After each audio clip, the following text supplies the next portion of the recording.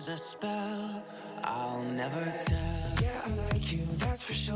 Never have to. Hi guys, welcome back to Exmo Lex. Today I'll be answering questions from current Mormon Church members, or as they prefer to be called, members of the Church of Jesus Christ of Latter-day Saints. I've done several Q&A videos in the past, but this is the first of its kind. I took to all my different social media platforms to ask if there were any Mormons who are following me, and if so, do you have any questions for me? I can't even explain to you how varied the comments I get from Mormons are. I've gotten comments from Mormons that basically tell me that I'm like the spawn of Satan, the most evil person in the world. I would be better off unalive, like really, really horrible, mean stuff.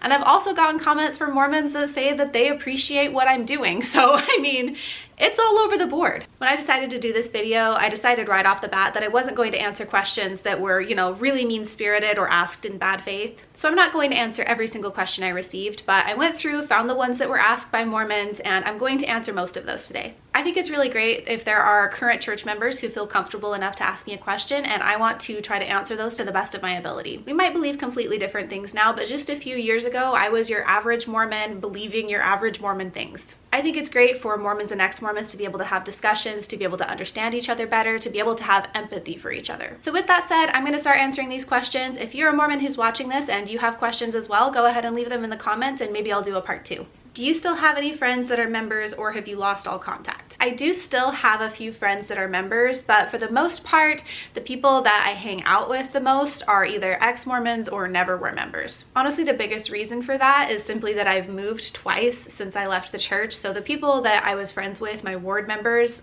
I haven't seen them in a long time because we no longer live in that area. But the friends that I had growing up, the people that were in my ward that are still members, I'm still in contact with most of them that I was good friends with.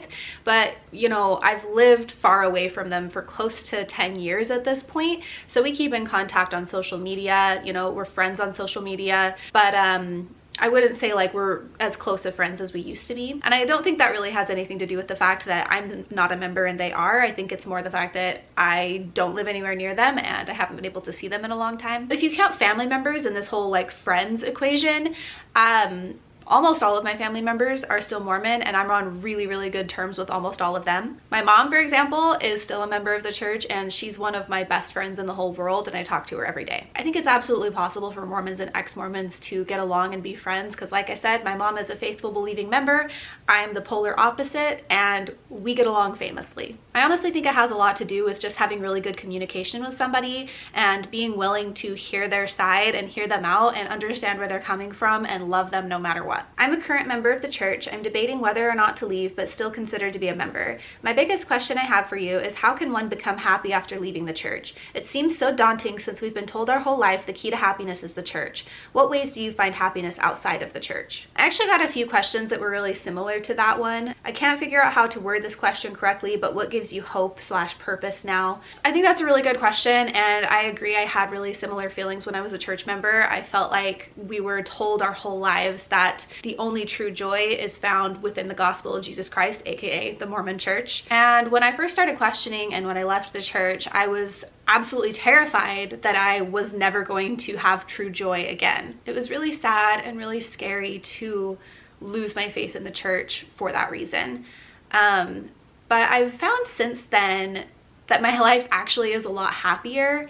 And I think the biggest reason for that is that, you know, when you're a member of the church, you're basically taught, you know, all about your premortal life, your existence on this earth, and what's going to happen when you die, right? Like, that's a really big selling point within the church. It's what the missionaries will tell you at the very beginning, like, we have this plan of happiness. And I felt like the path that I was on was one that was assigned to me. I was going to come to earth and be a church member, be baptized, get married in the church, have children, raise them in the church. I would die, I would go to heaven because I was following all the rules. It's not that that is bad or was bad for me at the time, but it wasn't something that I chose for myself. It was something that was expected of me. I was expected to be a church member. I was expected to get married in the church. I was expected to be a mother. And all I was working towards was this goal that had been assigned to me: get to the celestial kingdom. After I left the church and I floundered a little bit because I wasn't sure how to exist or raise my family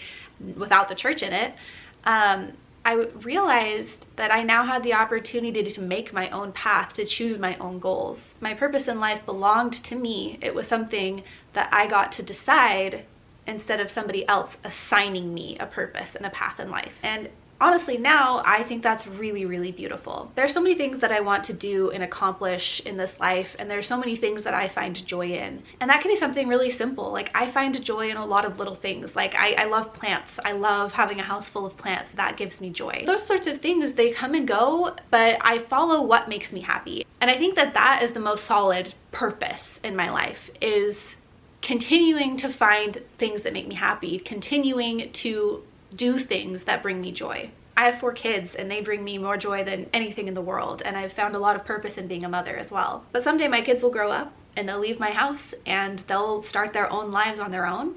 And so, like I said, I think the thing I come back to, the purpose in my life, is finding joy and being happy. And even though the church told me that I couldn't find happiness without them, I've found that that was untrue because I love my life and I'm truly joyous and truly happy even without the church at all. So basically, to answer the question, like, how did you find joy and purpose in your life after leaving the church? I think the most important thing is to realize that joy and happiness and purpose looks different for every person. And one of the best parts about leaving the church is that you get to decide what your purpose is. It's not a purpose that was assigned to you by someone else before you were even born. I am a current LDS member and I have struggled for years with some aspects of the church. The changes in doctrine and the attempts at modernization feel disingenuous. Is there a way to remain a member while living your genuine life, or do you feel you have to leave to find that peace?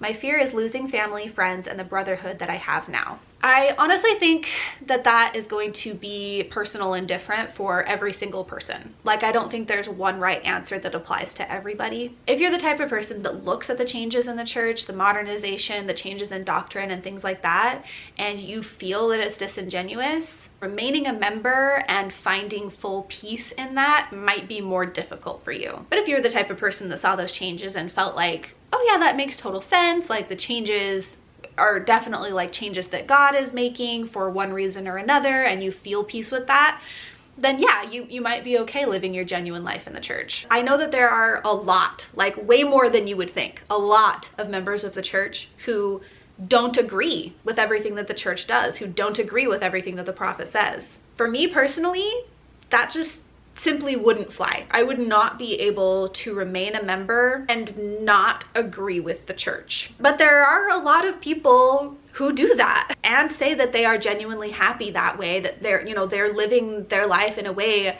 that feels good to them. They feel peaceful with that. And who am I, as somebody that doesn't know exactly what's going on in their head, that hasn't had their life experiences, who am I to say that they aren't genuinely happy or that they aren't genuinely living in a way that feels peaceful to them? That's not my job. I'm not them. All I really know is how I feel about it. And for me personally, I couldn't live my life peacefully that way. This person said that their fear is losing family, friends, and the brotherhood that they have now. And I completely understand that. When I first left the church, I felt like I lost my whole community because my ward family was gone. There was this huge aspect of my life that I no longer felt comfortable talking to my family about, talking to my closest friends about. And that was really, really hard. If you've been following my channel or following my story, you might know that my husband's family actually disowned us a couple years after we left the church. But with your question about can you remain in the church and live your genuine life when you might not agree with certain things that the church is doing,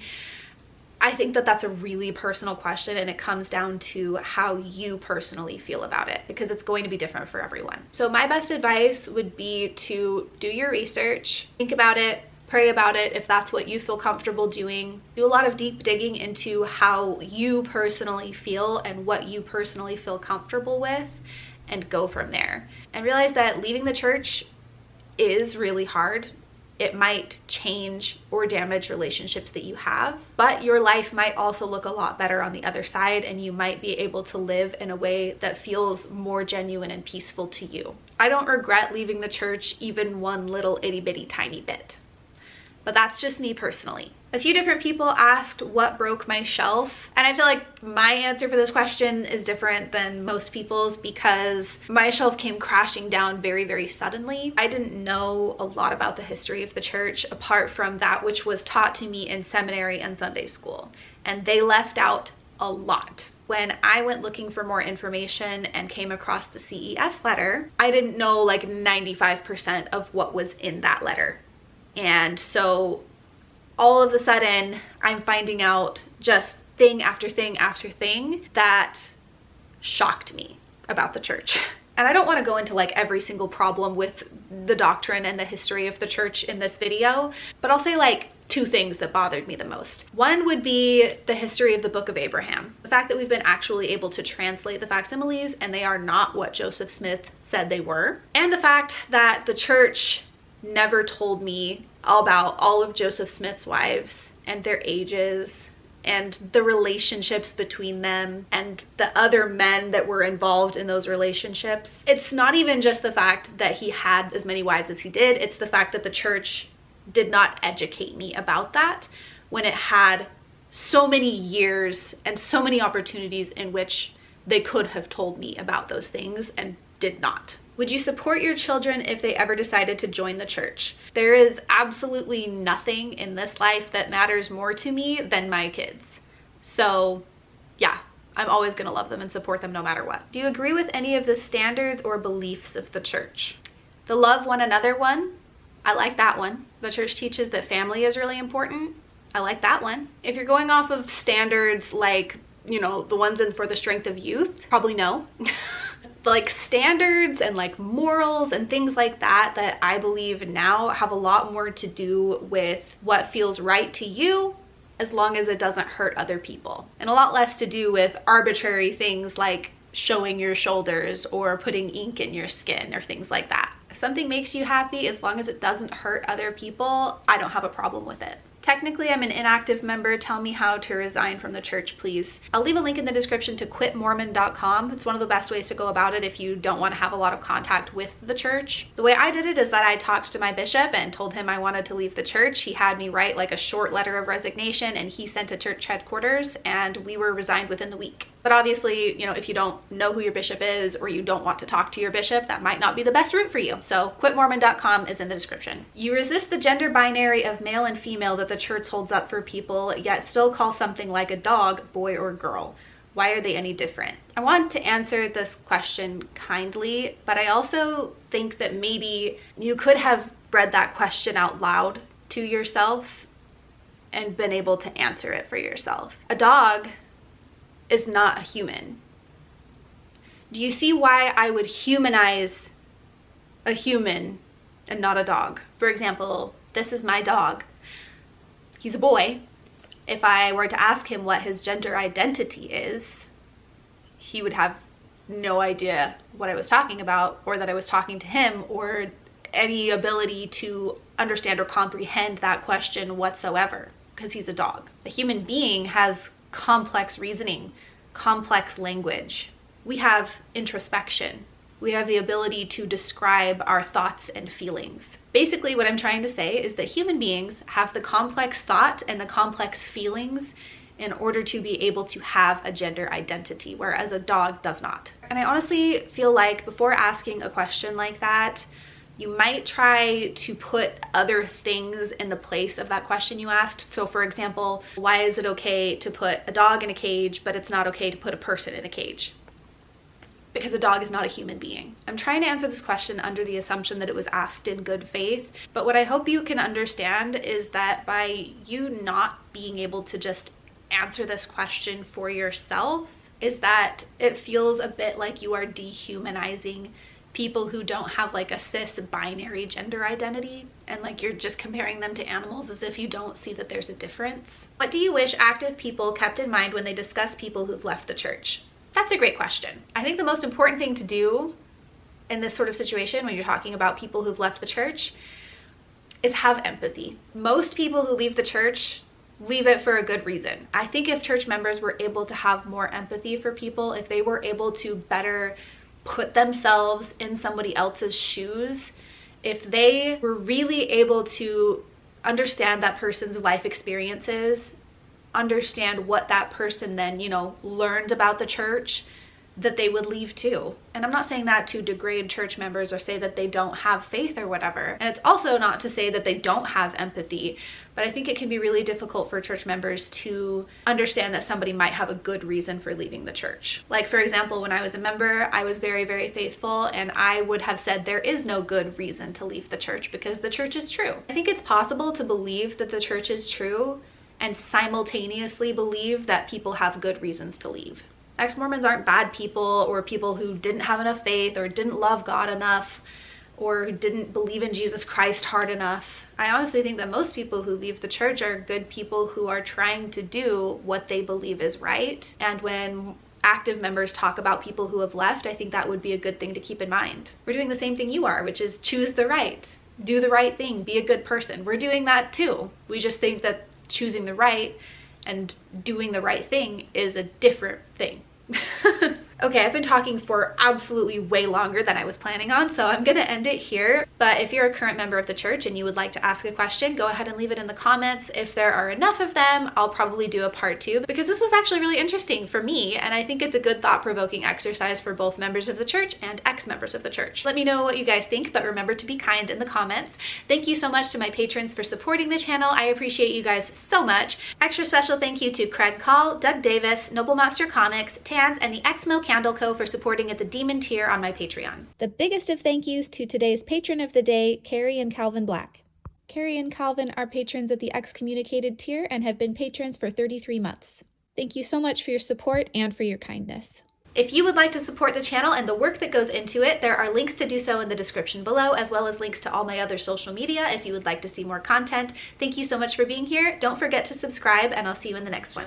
Bye! Keep it locked in a cell, never revealing no secrets you're keeping, these promises strong.